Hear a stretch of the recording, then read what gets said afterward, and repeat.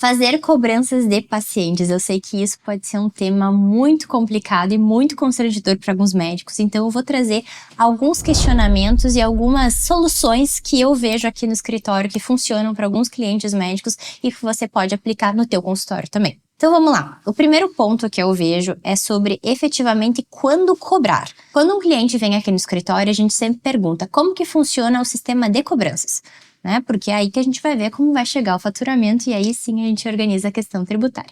Geralmente eles vão dizer, Rafa, o paciente agenda com a secretária, ele vem no horário, a secretária recepciona ele, ela pega os dados e então passa para minha sala e a gente faz a consulta. Depois disso, quando encerrada a consulta, ele volta para a secretária e aí ela faz a cobrança. Mas veja, isso pode parecer super normal, mas e se teu paciente não quiser pagar? Se ele só ir embora, ou se ele falar, ih, não funcionou o cartão, ih, não tenho Pix, o que a tua secretária vai fazer? Né? E isso pode parecer um cenário irreal para alguns médicos, mas isso acontece. Então, qual que é o primeiro ponto para que a gente encerre isso? Simples, fazer a cobrança no início. Então, o paciente agenda com você, no momento que ele chega no consultório, a tua secretária vai recepcionar ele normalmente, vai fazer a organização, né, da fichinha dele, e aí ela já vai dizer, se for a consulta, né, já vai dizer, o valor é tal, como você gostaria de pagar?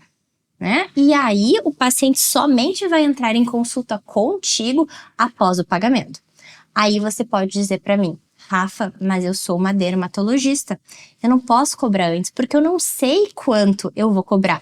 Não tem problema, você pode já fazer a cobrança só sobre a consulta e depois ele vai fazer, enfim, vai ter o protocolo de quais vão ser os tratamentos que ele vai fazer. Eu sei que geralmente você faz a consulta, aí ele passa com uma secretária sua que vai repassar os valores, mas veja que isso está sendo antes de você também fazer os procedimentos, né? Então sempre os pagamentos são antes, a não ser que você tenha outro plano com o paciente, você saiba que esse paciente vai pagar depois, né? Aqui é uma organização justamente para pacientes que você não conhece, né? E para que você não tenha nenhum receio quanto ao efetivo pagamento ou não por parte dele, tá? Então, esse é o primeiro ponto que a gente pode fazer. Agora, você pode ter uma outra questão que seria sobre pacientes que não aparecem, né? Eles não se comprometem a aparecer na tua consulta ou eles demoram para chegar e acaba que o teu tempo vai sendo desperdiçado, porque se um paciente atrasa 10, 20 minutos, acaba que você vai querer fazer um atendimento bom, você também vai se atrasar para os seus outros pacientes. Então, qual pode ser uma solução para isso? A cobrança pela taxa de agendamento. E o que é isso? Naquele momento que o teu paciente vai entrar em contato com a tua secretária para solicitar como funciona um agendamento, né, do atendimento da doutora fulana de tal, a sua secretária prontamente vai dizer, funciona dessa forma, tem a duração de tanto tempo, o valor da consulta é X. Mas para agendar, existe a cobrança de um percentual dessa consulta, ou seja, de um sinal. Né? Você gostaria de fazer como? Aí, depois de o paciente fazer este pagamento, ela vai confirmar o agendamento. Você vai ver que somente com essa estratégia o teu paciente vai aparecer na consulta. Porque ele já se comprometeu contigo, né? E no momento que ele já criou esse vínculo, que ele já pagou, então ele já sabe que ele tem esse compromisso, a chance dele não aparecer, já que ele pagou, vai ser bem baixa, né? Então, aí você já vê que supre um pouco. Mas um ponto bem importante, tá? Desse aspecto. Sempre deixe bem esclarecido para o teu paciente que existe essa cobrança, tá? Deixe bem claro que é sobre o agendamento, que posteriormente ele vai pagar o restante, que não é uma cobrança adicional, que é uma cobrança pela consulta. A gente sabe que pelo ato médico, o médico não pode cobrar a não ser pela efetivação, né? Pela realmente o ato. Então você tem que cobrar pela sua consulta. Antecipar um pouco o pagamento não tem problema, mas isso deve estar bem esclarecido entre você e o paciente. Então a tua secretária deve ter uma comunicação muito boa. Isso você pode fazer já com mensagens programadas, enfim, tudo isso pode ser bem estruturado e você vai ver que a tua relação com o paciente vai ficar muito mais organizada, você não vai ter problema de agenda e um paciente que tem clareza sobre como funciona a consulta contigo não vai passar dos limites. Outro ponto sobre cobranças que eu acho bem comum, principalmente nos médicos que estão começando, é sobre como cobrar do seu paciente. Tem médicos que às vezes não precisam ainda ter uma secretária, né? Que acaba que eles mesmos organizam os exames, as consultas com os pacientes, acaba que se utiliza o próprio WhatsApp do médico com o paciente.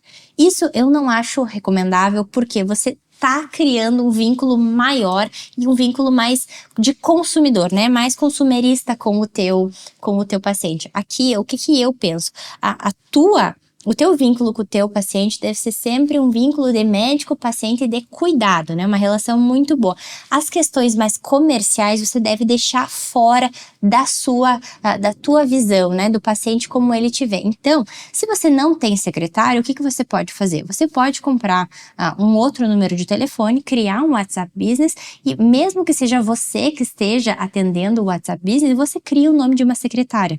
E sempre que o paciente for conversar contigo, ele até continua podendo agendar contigo no teu pessoal, mas sempre que for relativo a agendamentos, confirmação de agendamentos, pagamentos, você diz, isso você conversa com a minha secretária, isso você conversa com o meu financeiro. Você vai ver que você não vai ter mais aquele constrangimento de falar com valores com o teu paciente e você vai ficar mais livre, porque você vai dizer, se ele perguntar ou questionar e falar, não sei, fala com a minha secretária. Então, isso é uma forma de você se livrar dessa responsabilidade, desse encargo. E mesmo que seja você mesmo respondendo do outro lado, você pode ter uma comunicação até um pouco mais severa, se for um paciente que é um pouco difícil de conversar, um pouco mais difícil de organizar sobre pagamentos. Então, isso pode ser uma solução também se você ainda tem um pouco de uma falta de tato nessas questões sobre pagamentos. E o último ponto, e se o teu paciente não te pagar, o que você vai fazer?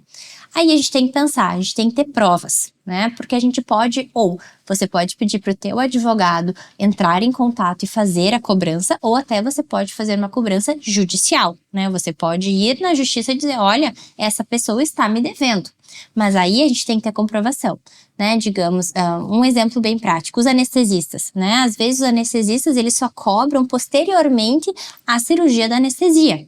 Então, geralmente se faz o procedimento, enfim, depois vai lá o anestesista e faz a cobrança ou para o paciente ou para o familiar. E se essa pessoa não pagar? O ideal é que a gente tenha um contrato, né? Algum documento que esteja escrito, o paciente fez tal procedimento, era este valor, era organizado. Então, sempre no momento do agendamento, seja de uma consulta, seja de algum procedimento, você faça um documento assinado pelas duas partes, né? Tanto por você quanto pelo seu paciente, dizendo que tem esse comprometimento com esse pagamento. Porque aí, caso exista o inadimplemento, ou seja, ele não pague, você possa buscar efetivamente por essa cobrança. Então, sumarizando tudo isso, o que você deve fazer? Cobrança sempre antes da sua consulta. Se for fazer algum procedimento ou algum exame, tenha contrato, tenha documentação.